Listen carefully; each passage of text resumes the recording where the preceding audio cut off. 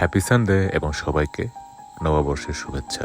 পাড়ায় আসলে প্রতি রবিবারই চার্চে যাওয়া হয়, আর আজকে তো নবান্ন উৎসব, তাই আজকের চার্চ তো মিস করাই যায় না। এই নবান্ন উৎসবকে আমাদের ভাষায় বলা হয় ঠাইথার।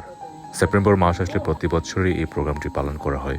জুম চাষ হোক বা না হোক, প্রকৃতির ফসল ঘরে তোলার জন্য ঈশ্বরের প্রতি কৃতজ্ঞতা জানিয়ে সম্মিলিতভাবে গির্জায় প্রার্থনার মাধ্যমে আরম্ভ করা হয় এই অনুষ্ঠানমালা।